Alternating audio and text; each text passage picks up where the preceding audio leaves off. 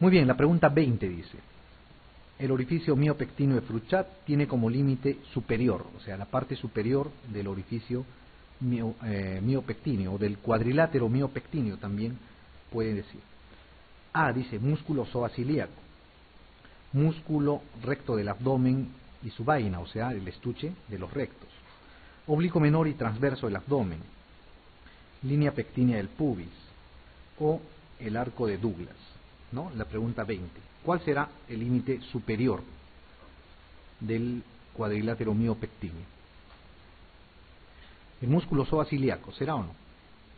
Es el límite externo, ¿no es cierto? La parte externa.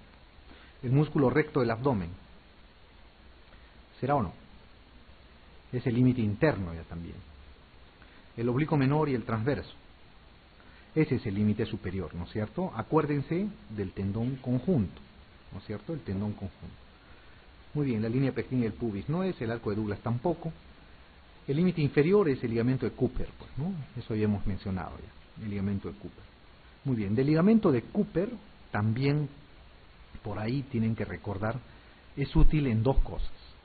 Útil en la reparación, vamos a hablar más adelante de esa reparación, en la reparación mediante la técnica de McVeigh, ¿no? Es una técnica antigua, pero que todavía se puede usar en algunas oportunidades, y es útil porque ahí se va a fijar la malla cuando se hace las reparaciones preperitoneales o laparoscópicas.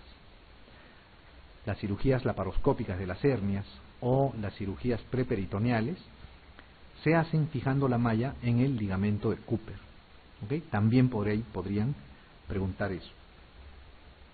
Muy bien. Conociendo más o menos, ¿no? Como les decía, no es necesario que recuerden todo o toda la anatomía del conducto inguinal, ni del cuadrilátero miopectíneo, ni del anillo crural, los detalles, pero sí deben saber algunas cosas muy puntuales y muy importantes. Más o menos teniendo una idea, vamos a hablar de las hernias una a una, ¿no es cierto? Primero vamos a hablar de la hernia inguinal indirecta. ¿A qué le llamamos hernia inguinal indirecta? La hernia inguinal indirecta es aquella hernia que va a salir o que va a protruir a través de este orificio, del orificio inguinal profundo. ¿Ok? Acuérdense, el conducto inguinal tenía dos orificios, uno superficial, uno profundo y 4 paredes. El orificio inguinal profundo era importante. ¿Por qué era importante? Porque por ahí van a salir las hernias inguinales indirectas. ¿Y cómo está formado? Está formado por la arteria, ¿se acuerdan? Epigástrica, ¿no es cierto? La arteria epigástrica. ¿Ok? ¿Por qué es importante recordar la arteria epigástrica en la formación del anillo inguinal profundo, por donde salen las hernias inguinales directas? Porque cuando están operando, entran a operar, muchas veces no se identifica qué estructura pertenece a la pared posterior o qué estructura pertenece al anillo inguinal profundo. O sea, no sabemos qué tipo de hernia es, si es inguinal directa o es indirecta. ¿Cómo nos damos cuenta? Buscando la arteria epigástrica. Toda hernia que esté por fuera de la arteria epigástrica es indirecta. Toda hernia que esté por dentro de la arteria epigástrica es directa. ¿Ok? O sea, lo que está por fuera, indirecta. Lo que está por dentro es directa. ¿Cómo lo razonan? Si el orificio inguinal profundo, que está acá, ¿no? Fíjense en el gráfico, está formado por condensación de la fascia transversalis y la arteria epigástrica en esta parte, si operan y encuentran por fuera de la arteria epigástrica un defecto, es inguinal indirecto. Si encuentran por dentro, será una hernia inguinal directa. ¿Okay? Entonces, no se olviden de ese reparo anatómico, la arteria epigástrica en el orificio inguinal profundo. Esta hernia es más frecuente en el hombre y más frecuente en el hombre joven, y se debe, como dice acá, a la presencia de un saco congénito. ¿A qué se llama, a qué le llamamos saco congénito? Cuando el feto está en formación, se está formando, los testículos están en la cavidad abdominal, ¿ok? A medida que va desarrollándose el feto, los testículos descienden y llegan a las bolsas escrotales, ¿verdad? Incluso cuando las bolsas escrotales no tienen testículo, el testículo no se encuentra en la bolsa escrotal, se produce una enfermedad que se llama la criptorquidia, ¿no es cierto? La criptorquidia. Muy bien. Entonces, los testículos, al descender de la cavidad abdominal hasta la bolsa escrotal, lo van a hacer arrastrando el peritoneo, arrastrando las fascias hasta la bolsa escrotal. Por ahí que va a haber fascia espermática externa, fascia espermática interna, túnica vaginal en la bolsa escrotal. ¿Ok? Perdón.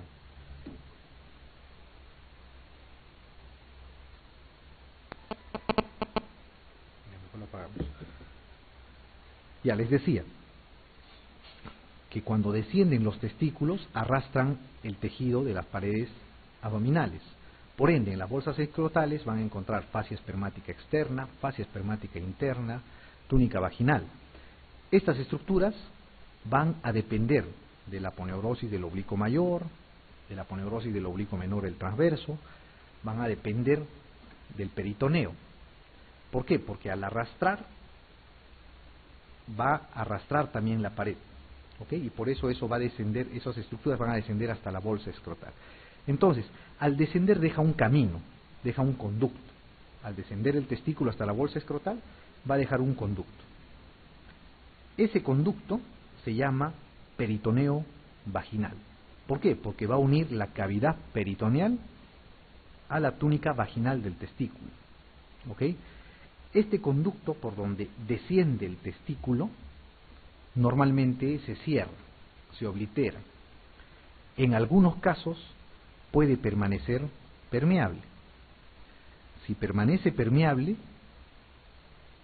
este conducto, conforme vaya desarrollándose el niño, vaya viendo el fenómeno de la maniobra de Valsalva, pujar, estornudar, llanto continuo, defecación, etc., va a ampliarse y va a servir de camino para que la hernia inguinal indirecta avance y llegue hasta la bolsa escrotal.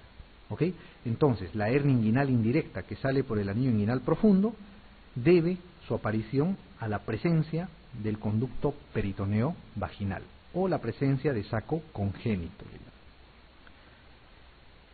Más o menos ocurre en 3 a 5% de los varones recién nacidos. ¿Ok? O sea, es más frecuente en varones jóvenes. ¿Cuál es el tratamiento? El tratamiento, como dice acá, es la ligadura alta del saco. O sea, ¿qué se hace? Se identifica la hernia, se sigue hasta el orificio inguinal profundo y se hace una ligadura, ¿no? Y ese es el tratamiento. A eso también le llaman la herniotomía.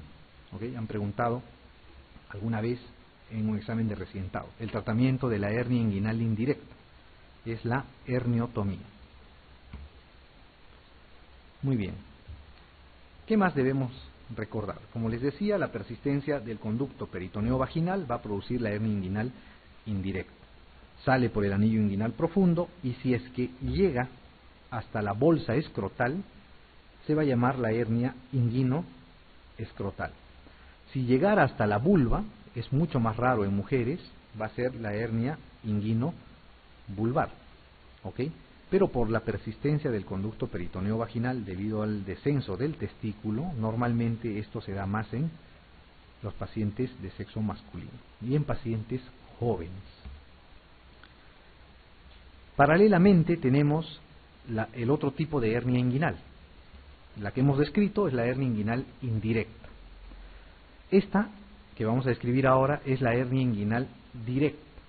¿Ok? Ese es su nombre. Si la hernia inguinal indirecta era del hombre joven, del recién nacido, esta hernia inguinal directa es típica de los pacientes de edad avanzada, ¿no? Mayores, por lo menos de 40 años. Tiene una evolución lenta, ¿no? El paciente empieza a quejarse primero de dolor, después de una masa que protruye y finalmente aparece la hernia. ¿Por dónde sale la hernia? Si la hernia inguinal indirecta salía por el anillo inguinal profundo, por fuera de los vasos epigástricos, la inguinal directa va a salir por dentro de los vasos epigástricos, a través de la pared posterior del conducto inguinal. Por eso les decía, Tenían que recordar el orificio inguinal profundo, la pared posterior. ¿Ok? Entonces, a través de la pared posterior del conducto inguinal van a protruir estas hernias inguinales directas. Esta pared posterior está formada por fascia transversalis. ¿Ok? Y existe una zona débil a la cual se le llama el triángulo de Hasselbalch. A través de ese triángulo de Hasselbalch, en la pared posterior van a salir o protruir las hernias inguinales directas. ¿Ok? Muy bien. Como se les decía, esta es la hernia del adulto y se considera ya no un defecto congénito, persistencia de saco congénito, sino es un defecto adquirido. Muy bien. La pregunta 21, entonces, vamos a responder. Dice, ¿cuál es la arteria que permite diferenciar una hernia inguinal directa de la indirecta? ¿Cuál dijimos que era? La epigástrica, ¿no es cierto? La epigástrica, y su apellido es inferior, ojo, porque hay una epigástrica superior también, que va a irrigar a los músculos rectos del abdomen, ¿no? Es rama de la mamaria interna. Hay una epigástrica inferior que es rama de la arteria ilíaca externa. ¿Okay? Esta epigástrica inferior, entonces es rama de la ilíaca externa. Muy bien.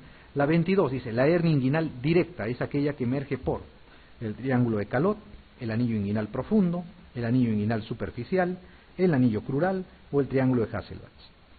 ¿Cuál será? El triángulo de Hasselbalch, ¿no es cierto? El triángulo de Hasselbalch. Muy bien. ¿El triángulo de Calot qué es?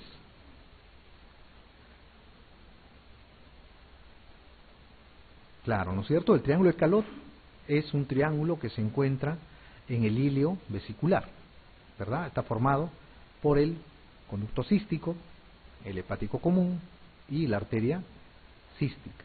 ¿Ok? Hay otro triángulo más grande, vamos a ver eso cuando hagamos vía biliar o cirugía de hígado y vía biliar, que es el triángulo de Boudet, que está formado por conducto cístico, hepático común y hígado, ¿no? El borde inferior del hígado, que es más grande. En el centro se encuentra la arteria cística. Entonces, el triángulo de Calot tiene que ver más con disección a nivel del ilio de la vesícula para identificar la arteria cística. El anillo inguinal profundo sirve para la salida de las hernias inguinales indirectas, ¿no es cierto? Indirectas. Y el anillo crural para las hernias crurales, ¿no? Y no hay mucha variación ni en el nombre. La pregunta 23 dice, la hernia inguinal indirecta ocurre por, dice, debilidad de la pared posterior, persistencia del conducto peritoneo vaginal, inserción anormalmente alta del tendón conjunto, esfuerzos repetidos o estreñimiento. ¿Cuál será? La B, ¿no es cierto? La persistencia del conducto peritoneo vaginal. Muy bien. El resto de las alternativas son patogenia de la hernia inguinal directa. ¿Ok? Debilidad de la pared posterior, inserción alta del tendón conjunto, hay más espacios débil, esfuerzos repetidos, estreñimiento, etc. Muy bien, la 24 dice, ¿cuál es la causa de la hernia inguinal indirecta en el niño? ¿No? Todas son preguntas de residentado, ojo, ¿eh? Presión intraabdominal alta, persistencia del conducto peritoneo vaginal, anillo inguinal externo dilatado, debilidad de la pared abdominal o bipedestación temprana. Dijimos la B, ¿no es cierto? Persistencia del conducto peritoneo vaginal. No se olviden, la hernia inguinal indirecta del niño, del recién nacido o del hombre joven, es la hernia inguinal indirecta. Muy bien, la pregunta 25 dice, con respecto a las hernias inguinales, señale la afirmación falsa. Son más frecuentes que las hernias crurales. La hernia inguinal directa adquirida suele asociarse a criptorquidia. La hernia inguinal indirecta sigue el recorrido del cordón espermático por el conducto inguinal.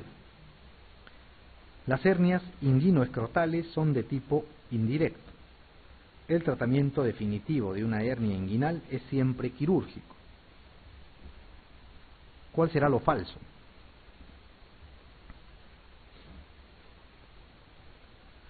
A ver, el tratamiento definitivo de una hernia inguinal es siempre quirúrgico, ¿sí o no? Sí, ¿no es cierto? No hay otra forma de tratamiento, de cualquier hernia, no solamente el inguinal. Las hernias inguinoescrotales son de tipo indirecto. también, ¿no es cierto? No se olviden, inguino escrotal, inguino vulvar, hernia del niño o del hombre joven es la misma, ¿cierto? La hernia inguinal indirecta sigue el recorrido del cordón espermático por el conducto inguinal. También, ¿no es cierto? Por el conducto peritoneo vaginal, puede llegar al testículo incluso. Muy bien. La hernia inguinal directa adquirida suele asociarse a criptorquidia. Y la A dice, son más frecuentes que las hernias crurales. ¿Cuál es más frecuente, la hernia crural o la hernia inguinal? La inguinal, de lejos, ¿no es cierto? La hernia inguinal es más frecuente, la hernia crural es infrecuente. ¿Sí otro? ¿Perdón? En la mujer igual, la hernia inguinal es más frecuente. La diferencia, sí, la diferencia es que la hernia crural es mucho más frecuente en la mujer que en el varón. Pero de todas las hernias, la inguinal en la mujer también es más frecuente que la hernia crural. Pero en el grupo, o sea, en el sexo femenino, la hernia crural es mucho más frecuente que la hernia inguinal en comparación con el varón. Por ejemplo, el porcentaje no recuerdo, pero de las hernias inguino-crurales en la mujer, la hernia crural sobrepasa el 30%. En el varón es menor al 5%, ¿no es cierto? O sea, se entiende la idea. Es mucho más frecuente la hernia crural en la mujer, pero igual la hernia inguinal todavía es más frecuente. Muy bien, la hernia inguinal directa adquirida suele asociarse a criptorquidia. Ese es lo falso, ¿no es cierto? La inguinal indirecta es la que se asocia a criptorquidia. Entonces, no desciende bien el testículo, puede permanecer el conducto peritoneo vaginal parcialmente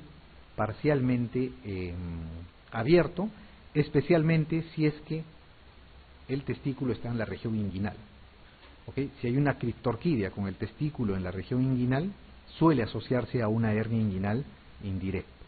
¿Okay? Obviamente, si la criptorquidia está porque hay un testículo no descendido, o sea, está en el abdomen, tampoco hay la posibilidad de que haya hernia, ¿no es cierto? Porque no va a haber conducto peritoneo vaginal. ¿Ya?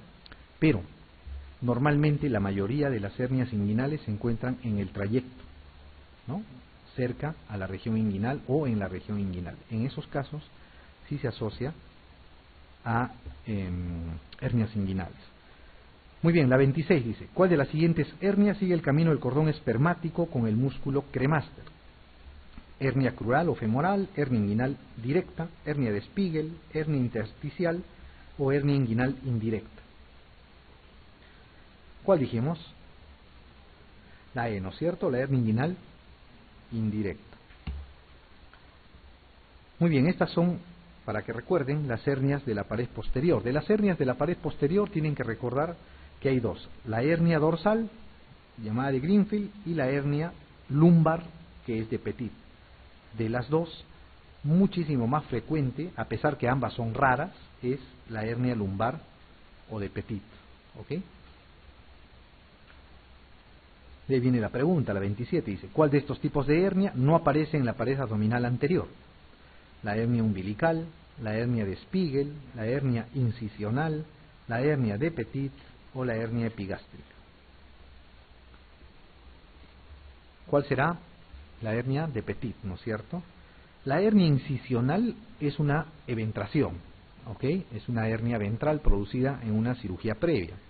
La hernia incisional puede aparecer en la pared abdominal anterior, en la lateral, en la región lumbar, dependiendo dónde esté la cicatriz previa, ¿ok? No tiene un lugar predilecto. Pues puede haber en la pared anterior hernias incisionales, sí, pues, ¿no? Si es que hay una cicatriz, puede haber. Pero la hernia de Petit sí está en la región lumbar. ¿Qué más vamos a hablar? Ya hemos hablado de las hernias inguinales directas, indirectas, sabemos por dónde sale la hernia crural. Vamos a hablar de la hernia de Spiegel. ¿Qué cosa es la hernia de Spiegel? La hernia de Spiegel es un defecto que se va a producir en esta línea, en la línea semilunar. La línea semilunar va a ser una línea o una región que se va a encontrar entre los músculos anchos del abdomen, o sea, oblicuo mayor, oblicuo menor y transverso, y los músculos rectos anteriores mayores. Esa línea, la línea semilunar, es mucho más débil por debajo del ombligo. ¿ok? Por debajo del ombligo la línea semilunar se debilita. ¿Por qué? Porque en la parte superior a esta, las aponeurosis van mitad por delante, mitad por detrás del estuche de los rectos. O sea, por eso es fuerte la línea semilunar.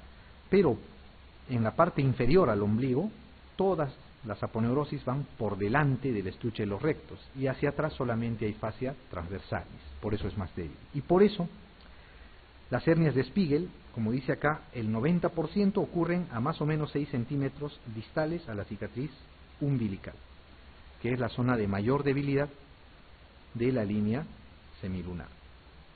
¿Okay? El tratamiento es idéntico al resto de las hernias, la reducción y el refuerzo con una malla.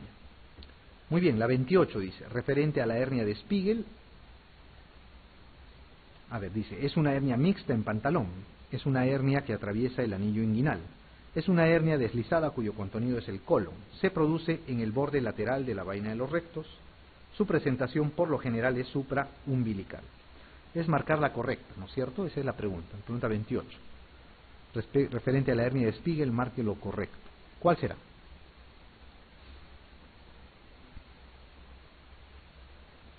Habíamos dicho que está en la línea semilunar, ¿no es cierto? Se produce en el borde lateral de la vaina de los rectos. Ahí está la línea semilunar. No se olviden, infraumbilical son más frecuentes, por debajo del ombligo. ¿Qué más vamos a hablar? Vamos a hablar de lo que la presentación de algunos tipos de hernias, ¿no? Especialmente en las hernias inguinales. Cuando el contenido de una hernia inguinal es el divertículo de Meckel, se llama a la hernia de Littré. ¿Ok? Han preguntado en un examen de residentado, ¿qué cosa es la hernia de Littré? Es la presencia de una hernia inguinal cuyo contenido es el divertículo de Meckel. Muy bien. ¿Qué cosa es el divertículo de Meckel? ¿No? Ya hablamos del divertículo de Meckel la vez pasada, pero repasemos. Es un divertículo verdadero porque tiene todas las capas del intestino, ¿no es cierto? Serosa, bueno, tiene mucosa, submucosa, muscular y serosa, ¿no? Las 4 capas, a diferencia de los divertículos falsos que tienen mucosa y submucosa nada más. Se debe a la persistencia del conducto ónfalo-mesentérico, un conducto que iba del ombligo hasta el intestino medio. Normalmente se oblitera, se cierra y desaparece. En algunos casos puede persistir a manera de dedo de guante en la parte distal del ilion, cerca de la válvula iliocecal, y se produce el divertículo de Meckel. Se caracteriza muchas veces este divertículo de Meckel, que está acá, por la presencia de tejido heterotópico, ¿no es cierto? O sea, especialmente mucosa gástrica.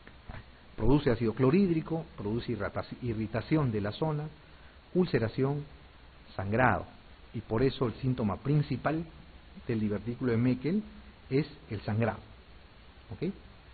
Muy bien, el diagnóstico se hace mediante gammagrafía con glóbulos rojos marcados con tecnesio 99, si es que hay sangrado, o si no, una gammagrafía para identificar la zona de captación en el divertículo de Meckel. Y cuando se inflama y produce diverticulitis, es útil tenerlo en cuenta en el diagnóstico diferencial con apendicitis aguda.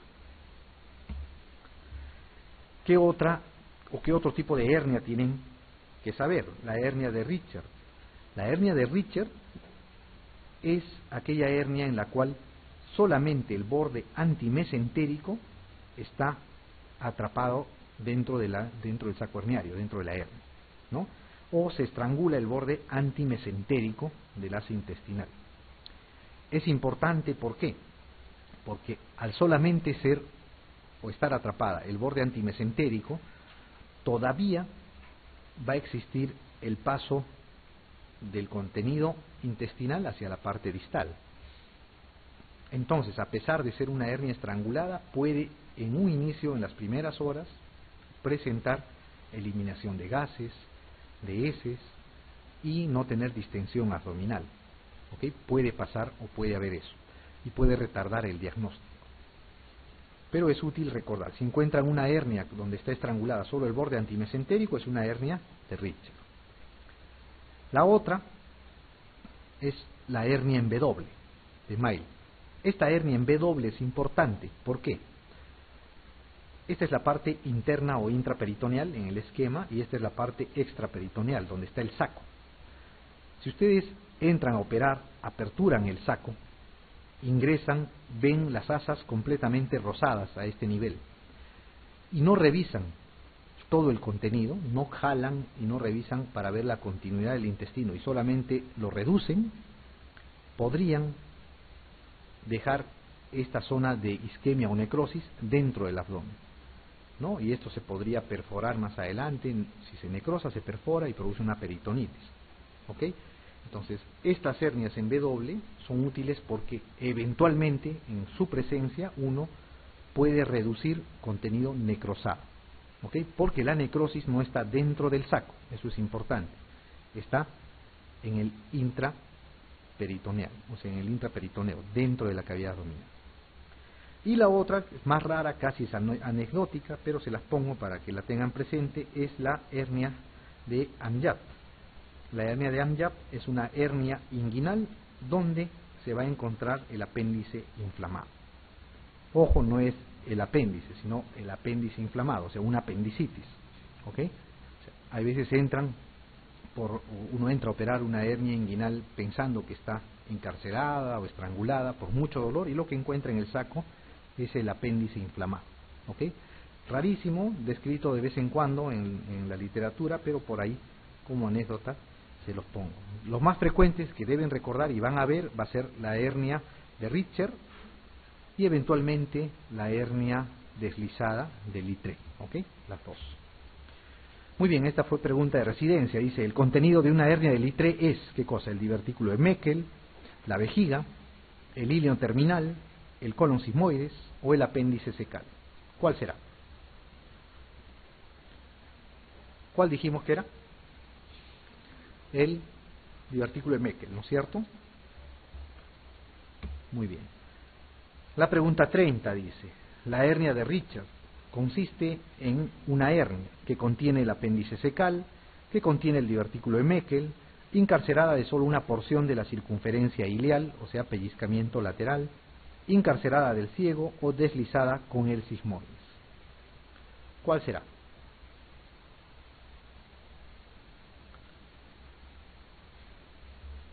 ¿Qué letra?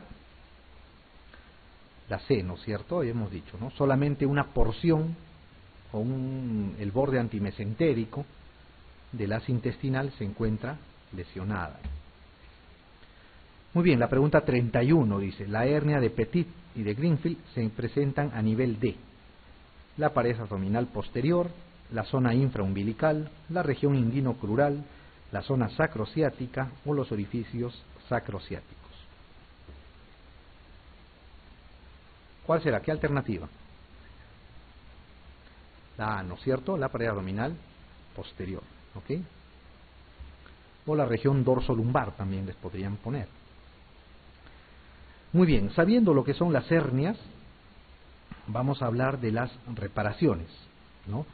Las reparaciones de las hernias, de la epigástrica, de la umbilical, no tienen, digamos, mayor complejidad en su tratamiento. De la hernia epigástrica es la rafía simple o eventualmente colocar una malla protésica para reforzar la herniorrafía, o sea, la sutura de la hernia, si es que la aponeurosis no es buena, tanto en el ombligo como en la hernia epigástrica. En el ombligo antes, ahora se hace menos, se hacía una técnica que se llama la técnica de Mayo. Consistía en aperturar el ombligo y ver el orificio y hacer un entrecruzamiento de las aponeurosis, ¿no? Se hacía mucha tensión ahí, ya no se usa actualmente. Se hace la rafía simple, o sea, la sutura simple, o se coloca una malla protésica. En las hernias inguinales sí es donde se tiene que hacer, digamos, se debe hacer más trabajo anatómico para repararlas.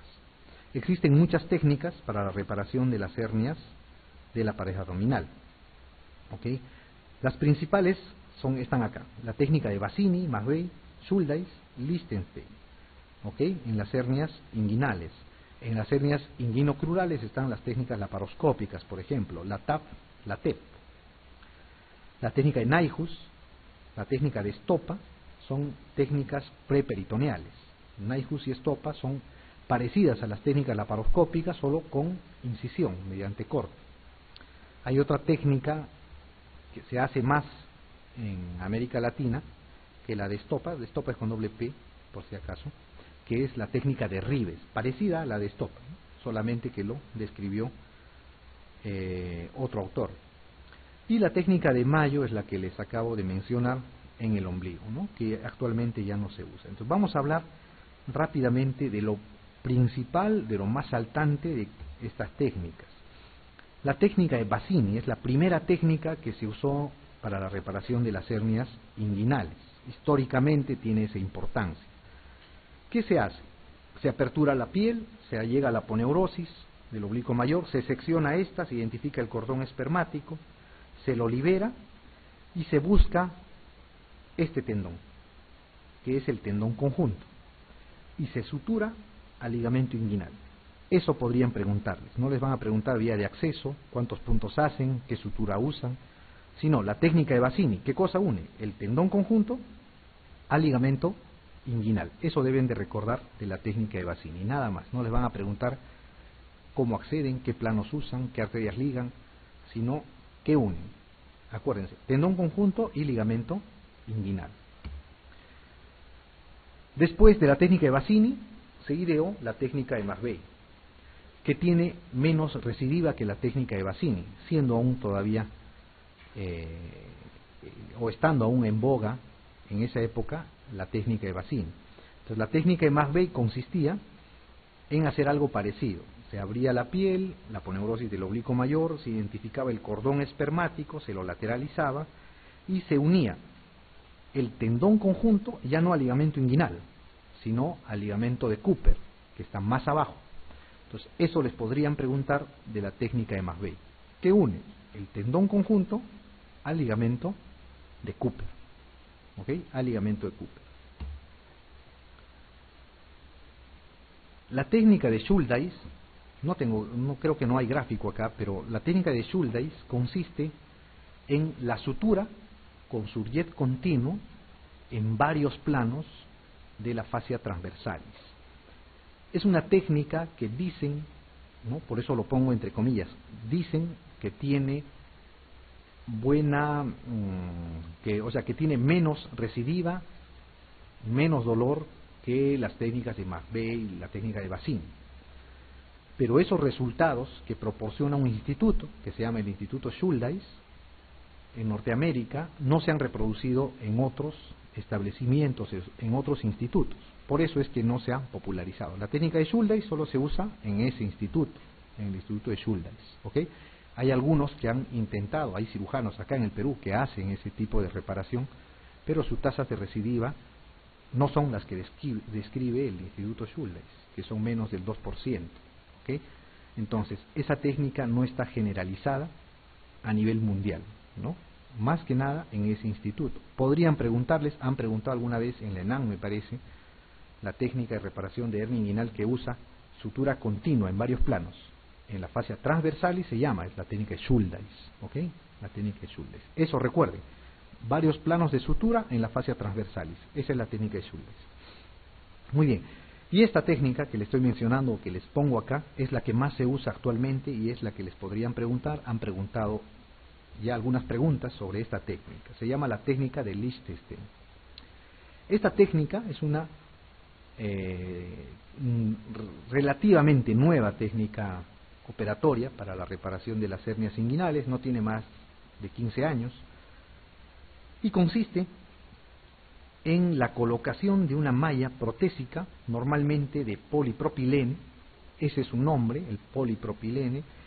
La marca comercial más común usada es la malla de Marlex, ¿ok? Por eso seguramente muchos han oído hablar más de la malla de Marlex que la malla de polipropileno. El nombre genérico es la malla de polipropileno, tiene muchos nombres comerciales, la más usada es la de Marlex. ¿Cuál es la característica de esta técnica de Liechtenstein? Que va a ser una técnica libre de tensión. Al reparar la hernia inguinal mediante Bassini, mediante la técnica de Masbé, se traccionan tejidos, ¿no? Se hace la tracción de estos. Al hacer la tracción de los tejidos, se hace tensión, ¿ok? Y por eso se le llama las técnicas con tensión, porque se traccionan los tejidos para cerrar los defectos herniarios. En cambio, con la técnica del Lichtenstein no se hace tracción, no se debe jalar los tejidos. Se pone la malla sobre el defecto, ¿ok? Y no se hace ninguna tracción al tejido, está contraindicado. Entonces son libres de tensión. ¿Cuáles son las complicaciones? Por tener una malla protésica va a haber la formación de seroma. ¿Qué es un seroma? Es la acumulación de tejido linfático, de secreción linfática a nivel de la herida. ¿Por qué? Por la misma presencia del cuerpo extraño, ¿ok? Y en caso, como cualquier cirugía que tiene prótesis, la infección puede ser incluso tardía, ¿no? Pasado meses incluso de la operación hasta el año. La recidiva que tiene esta técnica de Lichtenstein es menor al 1%. La mayor, digamos, la mayor tasa de recidiva que se ha encontrado en los estudios es de 3%, ¿no? En un inicio. Actualmente su recidiva es menor al 1%. Es una técnica buena, es la que más se emplea.